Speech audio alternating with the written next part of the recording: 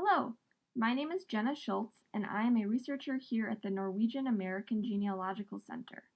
You have just entered the webinar instructing you on how to use the Norwegian Historical Data Centre, or NHDC as I will now call it. This is designed to provide instructions on how to use the website and hopefully cover any questions you may have. Near the end of the presentation, we will also cover how to save files from the NHDC as well as the Norway Digital Archives website. This way, you'll have a copy on your computer for future use. Before we get started with the topic at hand, you should know that if you have any questions, you can contact us during normal business hours at 608-255-2224. On our website, you can also bring your mouse over the word Contact in the top right of the page and then click Contact Us in order to fill out the contact form. This will bring you to a new page where you can send us a question and your email address, and we will respond as quickly as possible during normal business hours, Monday through Friday. Okay, let's get started. First, let me introduce you to the NHDC. It is located at the following web address, www.rhd.uit.no/. And here is what the site looks like. If you are a non-native speaker and would like to view the site in English, simply click on the British flag near the top right corner of the page, and this will bring you to a translated version of the site. And here you go. As it states on the front page of the website, the NHDC is run by the University of Tromsø, the Arctic University of Norway. The site specifically focuses on census records from 1865 to the present, as well as parish records. The NHDC has several ongoing projects which aim to add more valuable information to the website in the future. If you want to get a better idea of the information included in the searchable census databases, this chart lists all municipalities in Norway, both past and present. As you can see, the municipalities are listed in the far left column. Only a portion of the chart is shown here. The municipalities are further divided by county, which is notated in yellow. The middle columns designate the number of individuals that have been included in the transcriptions of the census records. You'll notice that some of the columns have the division sign rather than a number.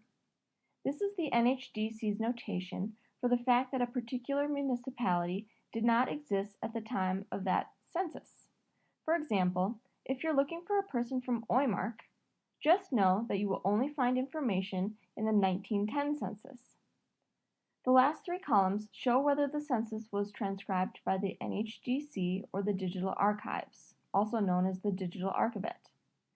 The boxes that are blank were transcribed by the Digital Archives, and the boxes that have a check mark were transcribed by the NHDC. Just as a side note, there's another webinar on our website dedicated to searching the Digital Archives, so check that out when you're done listening to this webinar. As you can see by the boxes with the check marks for the province of Troms, the NHDC is responsible for transcribing many of the census records for the northern provinces in Norway. Okay, before we jump into our discussion of how to search the database, it is important to understand the history of Norwegian census taking and the type of information they gathered. The earliest censuses in Norway only cataloged men and boys, so half the population. Other censuses simply recorded population numbers without giving any information about specific individuals. If we fast forward to 1865, this is the first census included in the NHDC database.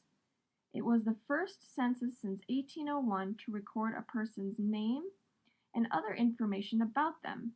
It included such data as a person's place of birth, age, occupation, family members, current residence, marital status, and for the northern municipalities, ethnicity. The data gathered on each census may vary slightly, but each provides a wealth of information for researchers. Now let's get into how to exactly use the census records. You may have used the old search page previously, which looked like this. Once you clicked on Easy Version, it brought you to this page. However, as you can see, this page hasn't been updated since 2010. It is best to use the newer version of the site so that you get the most accurate and up-to-date search results. So let's go back to the new NHDC site. Okay, here we are. The easiest way to search the NHDC census records is by using the Easy Search function, so click here. On this first page, you want to put the information for the first name and surname. Then you must select the census year and the province. For the name boxes, I recommend that you do not put in the person's full first name and surname. This is because the census taker may have spelled your ancestor's name differently than the spelling you have in your notes. For example, let's say we want to search the name Magnus Olsson. I'll put MAG and OL into the search form. This will account for spelling variations and include all individuals who fit these search terms. This will include names such as Magnus, Magna, Magda, Magdalena, Margreta, and Margreta. It will also include Olsson and Olsdotter for the surnames. A couple of things to keep in mind. The website does not take into account capital or lowercase letters. All searches will end with the same results. The search boxes will not accept numbers or symbols. Lastly, if you want to search a first and middle name, you can put both in the first name box with a single space in between. Okay, so back to our search page. You'll see that I've also selected the 1865 census and the province Akershus.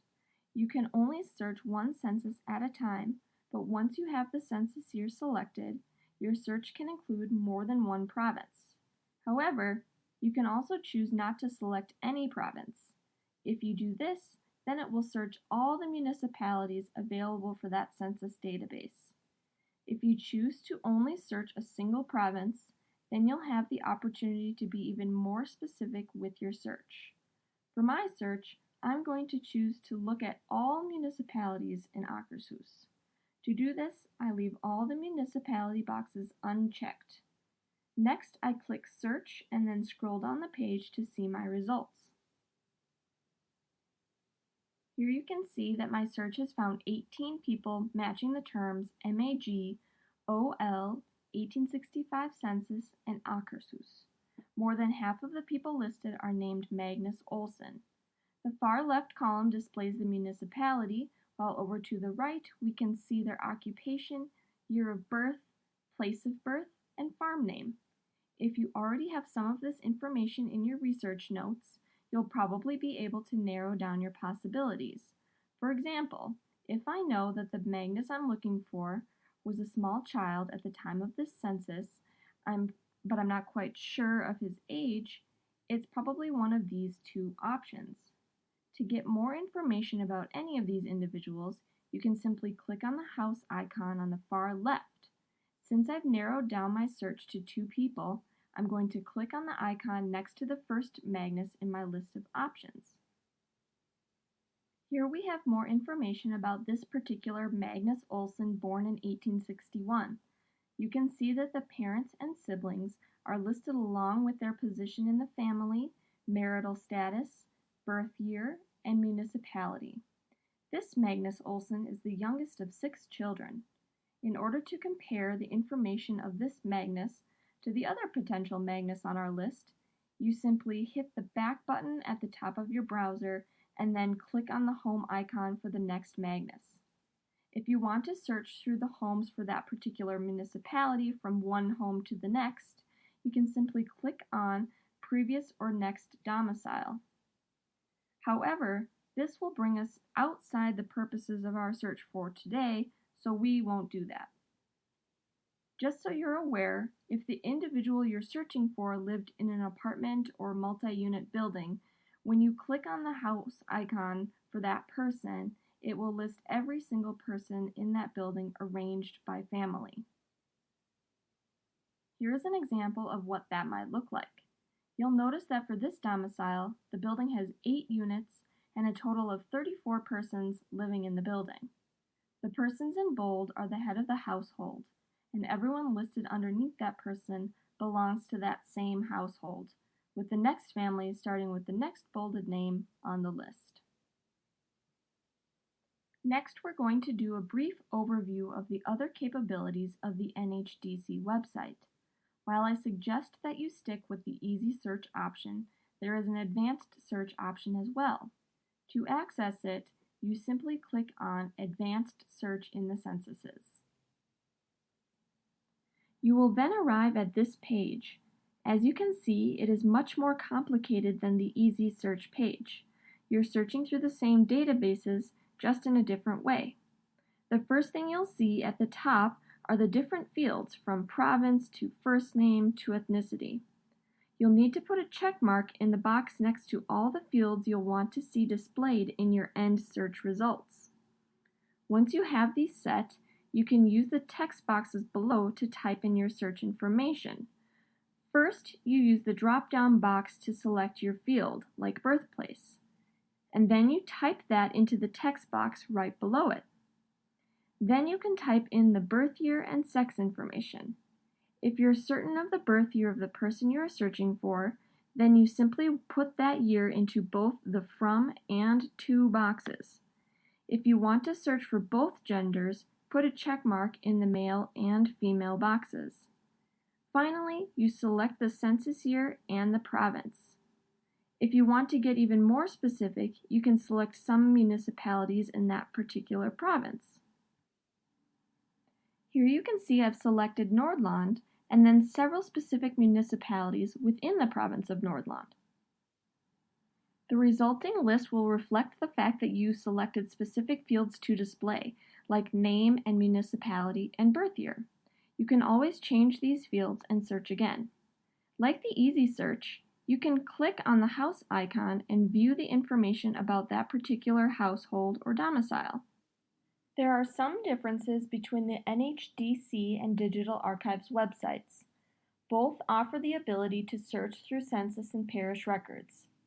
For the NHDC website, I would argue that the searching function is much more user-friendly. We have just gone through the searching process for census records, and you can see how simple it can be, especially with the easy search option. We can also search the same thing on the Digital Archives website. This is their new web address. They recently revised their website. In order to search from the front page, you first have to select Advanced Person Search. On the next page, this is what you'll see. To show you the differences between the NHDC and Digital Archives, I'm going to use the same example as before, Magnus Olsson, born in the early 1860s in Akershus. Under the Category tab, select Censuses, 1865 Census, and then minimize the box again by clicking the caret symbol. You'll see the 1865 census in red in the top right corner, indicating that it is part of your search. Then under Geography in the far left column, you select Østlandet, Akershus, and select All. We are selecting all rather than choosing specific municipalities listed underneath. This is because we want to search all the municipalities in Akershus. Then we minimize the box by clicking the caret symbol again. You'll see Akershus in the top right corner in red too.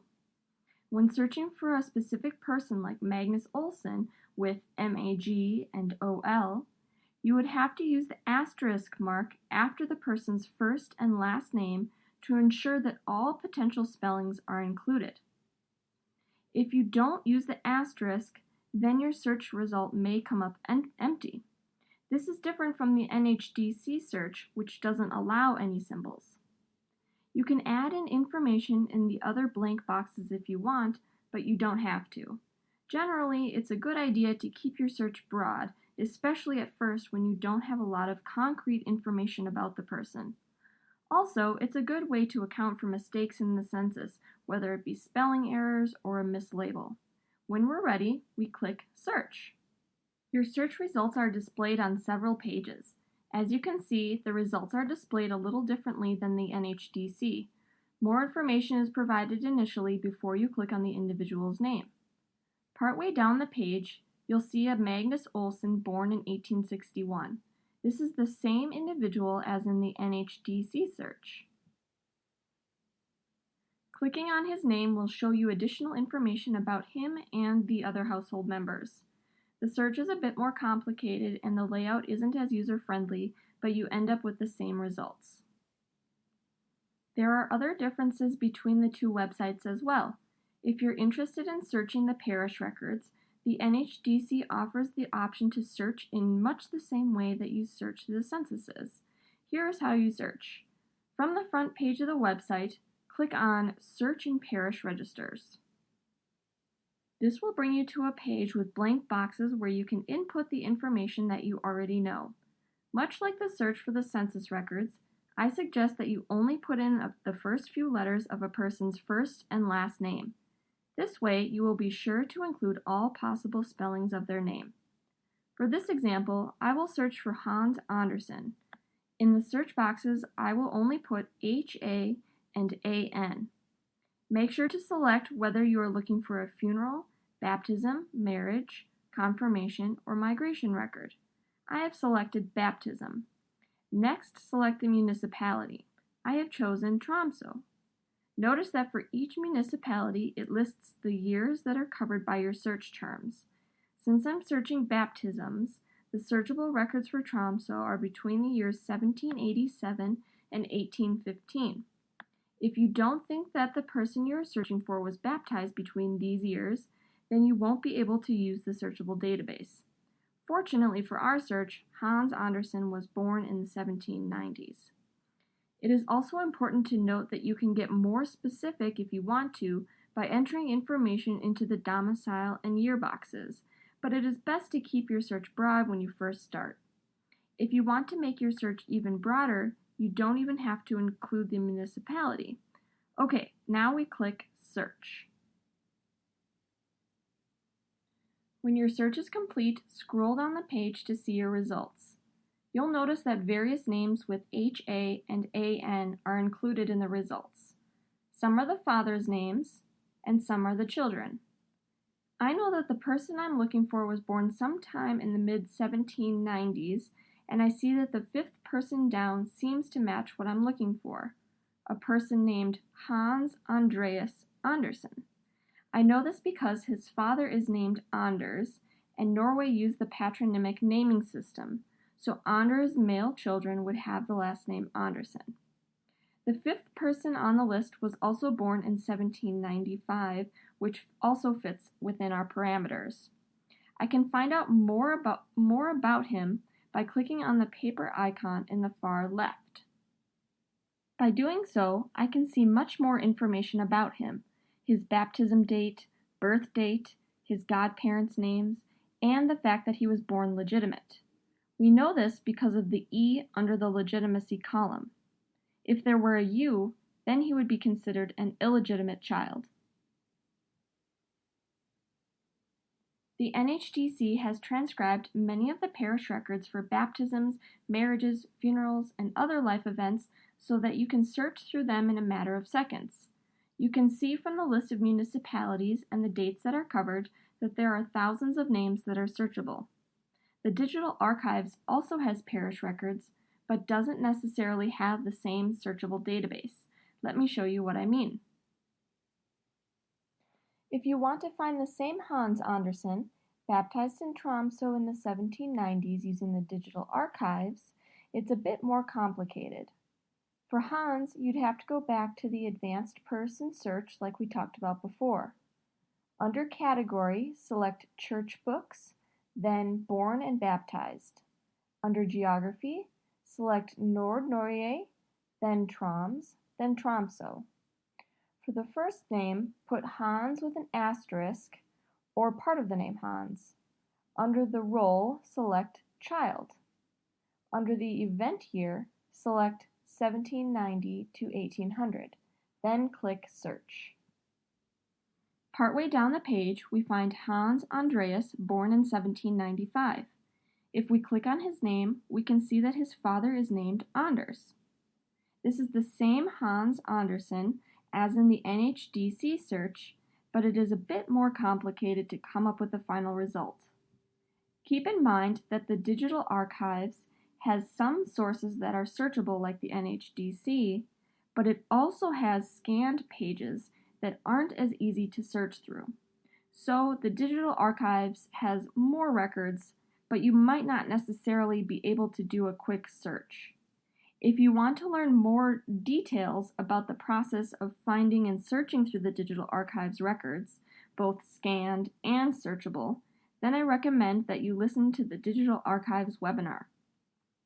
In some instances, the records are searchable, but in other instances, you have to scroll through their scanned parish records, which takes much longer, especially if you're unsure about the person's exact name or the person's parents' names or baptism year or migration year or whatever it might be. So there are pros and cons to each site.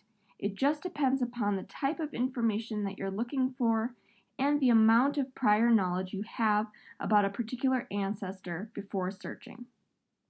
If you're using the NHDC website and want to save the information that you see on your results page, there are a couple options. Your search results are provided as a web page and are not scanned images of the actual census record. So there are two simple ways to save the information. First, you can use your mouse to highlight all of the information you want to save. Then right-click to copy. Next, open a word processing document on your computer and paste in the information. It should show up looking the exact same as it did on the website. As you can see, I've copy-pasted our parish baptism results for Hans Andreas Andersen. The second option is to use a multi-purpose editing tool to take a screen snap of the website. There are many available for free, so you may want to investigate ones that might work for you and the type of computer that you have. Then you simply use that tool to essentially take a picture of your computer screen and save that image to your computer. Here you can see the screen snap I took for Hans Andersen. If you're working in the Digital Archives and see something that you want to save, you have a few options. If it is a web page displaying the results of one of their searchable databases, you can use the same two options that we used for the NHDC website: copy-pasting into a Word document or taking a screen snap. Since the Digital Archives also has scanned records of censuses, parish documents, and so on, you can save those images as PDFs. There are several steps to saving these files for future use. First, you need to create a free Digital Archives account. This can be done by going to the following link: login.digitalarchivette.no/en/register. The site looks like the picture in the bottom right corner of this slide. Use your personal email account and create a display name and password, then click Continue. An email will be sent to your account for you to finish the registration process. Once you're done, click Our Services and then click the Digital Archives to go back to the front page of the website. To convert the page to English, add a /en to the end of the website name. Okay, now when you're searching through the scan pages or photos, you can save the file to your computer. Again, you have to be logged into the Digital Archives in order to do so. Once you've found the image that you want to save to your computer for future reference, click this icon in the top right of the page. This will give you a drop-down box. Click the top option, which is Add Image or Photo. If you have it in Norwegian, it'll say Legg til bilde. This saves the image to a folder in your account online, but we haven't saved it to your computer quite yet. Next, you click on Booklet, and a box pops up listing every image that you've saved.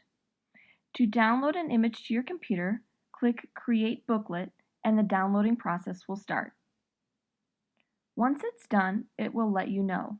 Then you can either download it or email it to yourself or someone you know. Clicking the download button will automatically save it to your computer's download folder as a PDF, where you can access it and save it to another folder on your computer. You'll notice that since the image on the web page contained two church book pages, one on the left and one on the right, those two are saved as two separate pages in the PDF. The first page is the left side page, and the second is the right side page. Okay, this brings us to the conclusion of the webinar. If you'd like help exploring your ancestors further, you can listen to our other webinars or visit the Norwegian American Genealogical Center in Madison, Wisconsin. Here we can work with you one-on-one and help you find the specific information that you're looking for. Before I sign off, I'd like to say a big thanks to the Bryant Foundation of Stoughton, Wisconsin for providing the funds necessary to allow us to create these webinars and offer them to you on our website free of charge. Thank you for listening and have a good day.